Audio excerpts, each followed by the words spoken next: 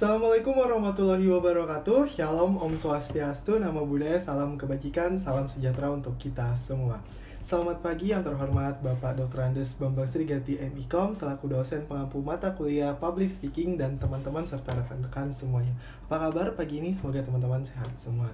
Puji syukur hadirat Tuhan Yang Maha Esa karena kita dapat menonton dan menyaksikan video saya berpidato tentang maraknya penggunaan aplikasi pencari jodoh. Pasti teman-teman penasaran kan?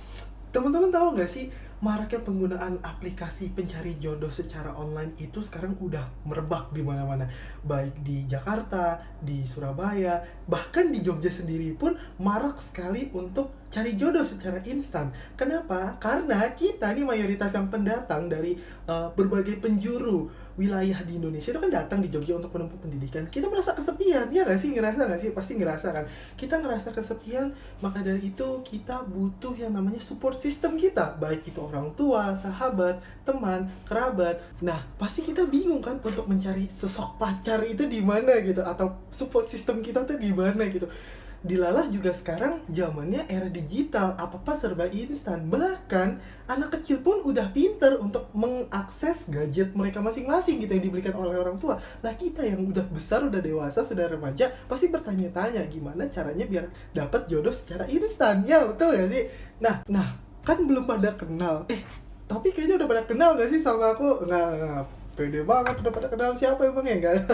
Jadi, perkenalkan, nama saya Jaka Gunadi, saya merupakan mahasiswa semester 5 di Universitas Sarasvati Yogyakarta. Nah, sama-sama kita akan mengulik tentang maraknya penggunaan aplikasi pencari jodoh secara online. Ya, sekarang tuh udah masuk era digital, jadi kita harus pintar dan kita harus bijak dalam menggunakan media sosial. Contoh, ya itu tadi contohnya adalah pencari jodoh itu gitu loh. Dan di sini kita akan sama-sama mengulik bagaimana positif dan negatifnya serta kita dapat menemukan itu di mana. Bicara tentang jodoh, kayaknya teman-teman semua di sini pasti udah pada punya jodoh semua kan. Dan yang jomblo pasti bertanya-tanya kayak, kamu tuh dapet jodohnya dari mana sih? Kayaknya aku cepet kok dapet jodohnya, baru kemarin kenalan, sekarang kita udah pacaran.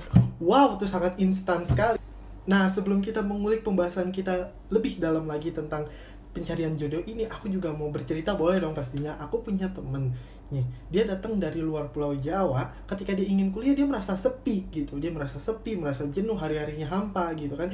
Dan ya akhirnya putuskan untuk mendownload aplikasi pencari jodoh di gadgetnya dia. Dan yang terjadi apa? Ya jelas, mereka ketemu, melakukan komunikasi verbal dan non-verbal gitu kan. Terus kayak mereka bersosialisasi dan terus melanjutkan komunikasi mereka di hari-hari berikutnya.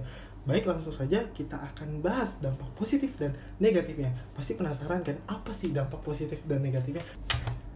Bicara tentang dampak positif dan negatif, kayaknya setiap kehidupan tuh pasti ada dampaknya. Yang ini ada sebab, ada akibat gitu. Nah, yang pertama adalah dampak positif untuk pencarian jodoh secara online. Itu kita dapat menambah teman, kita dapat menambah wawasan baru, pengalaman baru, experience baru. Karena dari orang-orang melalui secara daring itu kita dapat bercerita gitu, dapat bertukar cerita, saling curhat gitu. Jadi kita ngerasa nyaman, ngerasa aman, dan kita dapat melihat karakteristik juga dari gadget kita. Kita juga bisa melihat penampilan orang lain dari gadget kita, yaitu dampak positifnya. Kan tetapi setelah dari dampak positif tersebut, kita tidak luput dari dampak negatifnya. Apa itu dampak negatifnya? Untuk dampak negatifnya itu tidak jauh dari dampak positifnya. Kenapa? Karena bisa dikatakan saat kita bertemu ya, atau saat kita belum ketemu, ingin bertemu dengan sosok yang kita impi-impikan melalui gadget kita, itu pasti kita bertanya-tanya dalam pikiran kita gitu. Kayak, ini nanti penampilannya seperti apa gitu. Terus ini real nggak, bener nggak ini laki-laki atau ini perempuan benar nggak gitu loh. Jadi kita berpikir lebih keras lagi gitu. Kenapa? Dan kita juga pasti mempunyai rasa ilfeel gitu. Kenapa? Saat kita ketemu gitu ya, saat kita bertemu terus kayak tiba-tiba dia outfitnya berantakan, atau dia jelek, atau dia kurang gitu penampilannya, terus kita yang ingin ketemu dan dia yang ingin bertemu, itu tuh pasti ada salah satu yang ilfeel. Kenapa? Ya itu tadi, sangat disayangkan kalau misalkan kita tuh udah ilfeel duluan pada saat pertama kali ketemu atau berjumpa ya gitu. Nah, tidak jauh dari ilfeel itu, pasti kita juga memikirkan keadaan kita ke depannya nanti seperti apa.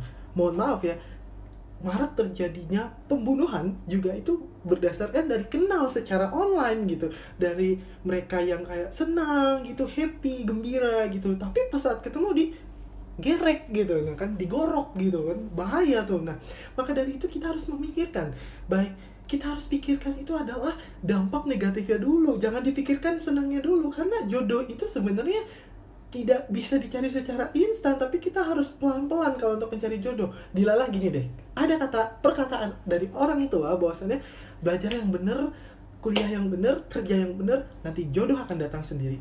Itu adalah kata-kata mujarab dari orang tua. Kenapa saya bisa bilang begitu? Karena orang tua saya juga bilang seperti itu gitu loh. Jadi saya ngerasa ada support dari belakang orang tua saya. Nah, itu tadi adalah dampak positif dan dampak negatif untuk pencari jodoh secara online gitu ya. Kesimpulan dan inti dari pembahasan ini tuh sebenarnya apa sih? Ya sebenarnya udah balik lagi, yaitu kita harus bijak dalam menggunakan media sosial. Kita harus pandai untuk mengenali karakteristik seseorang gitu, dan kita harus lebih aware sama diri kita. Kita mau dibawa kemana ya? Jangan hidup kita tuh diisikan dengan pola pikir ya, dengan jodoh pacar, kayak bisa lebih seneng kalau ada support system, ada pacar. Kan kita juga punya orang tua, punya sahabat, punya kerabat gitu, punya saudara-saudara gitu. Jadi kita nggak harus terpacu pikiran kita dengan pacar itu tadi. Dan pastinya dari dampak positif itu langsung merebak ke dampak negatifnya. Makanya itulah kita lebih aware sama diri kita dan lebih hati-hati lagi ke depannya. Mungkin itu cukup yang saya dapat sampaikan. Terima kasih. Wassalamualaikum warahmatullahi wabarakatuh. Sampai jumpa semuanya.